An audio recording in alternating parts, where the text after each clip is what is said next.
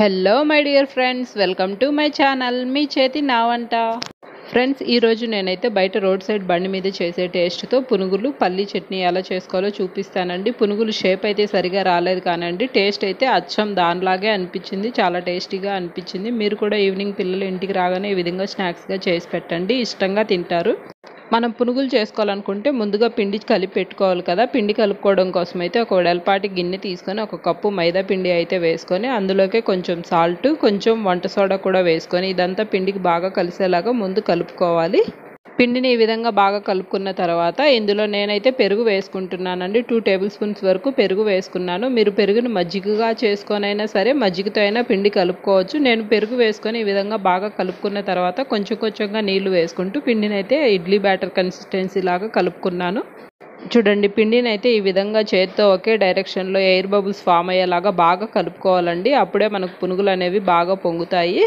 ఎప్పుడైనా మనము పునుగులు చేసుకోవాలి అనుకున్నప్పుడు ఒక గంట ముందుగా అయినా సరే పిండిని కలుపుకొని పక్కన పెట్టుకోవాలి. అప్పటికప్పుడు వేడిగా చేసుకొని తింటేనే మనకు క్రిస్పీగా అనిపిస్తుందండి. చల్లారిపోతే సాగుతాయి, మైదాతో చేస్తాం కాబట్టి.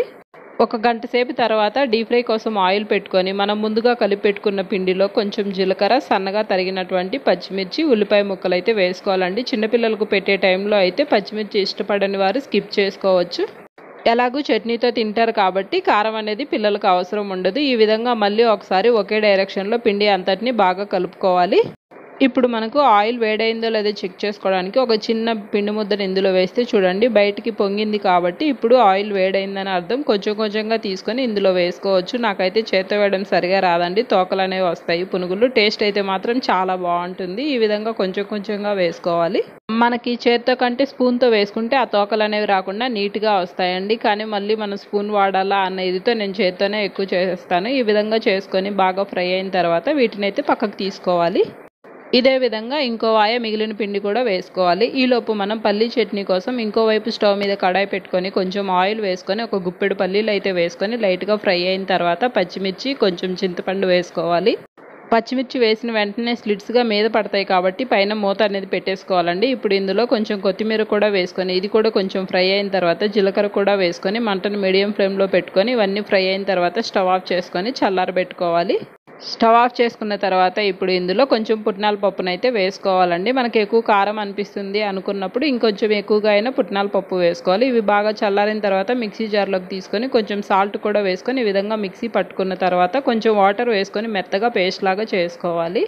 మన కన్సిస్టెన్సీకి తగినంత వాటర్ అయితే వేసుకోవాలండి. ఇప్పుడు పోపు కోసం స్టవ్ మీద కడాయి పెట్టుకొని ఆయిల్ వేసుకొని మనం ఆవాలు, జీలకర్ర, శనగపప్పు, కొంచెం కరివేపాకు వేసుకొని ఇవన్నీ ఫ్రై అయిన తర్వాత మిక్సీ పట్టి పెట్టుకున్నటువంటి చట్నీలో వేసుకొని మనకు కావాల్సిన కన్సిస్టెన్సీతో వాటర్ యాడ్ చేసుకొని కలిపేసుకోవడమే.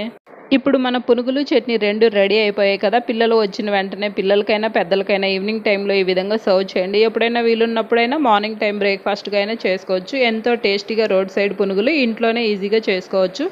మీకు ఈ రెసిపీ నచ్చినట్లయితే లైక్ చేయడం మాత్రం మర్చిపోకండి. మీరు ఫస్ట్ టైం నా ఛానల్లో ఈ వీడియో చూస్తున్నట్లయితే ఛానల్ సబ్స్క్రైబ్ చేసుకొని పక్కనున్న గంట సింబల్పై క్లిక్ చేయండి. డైలీ పెట్టే వీడియోస్ అన్ని నోటిఫికేషన్స్ రూపంలో వస్తాయి. Thanks for watching. Please like, comment and subscribe.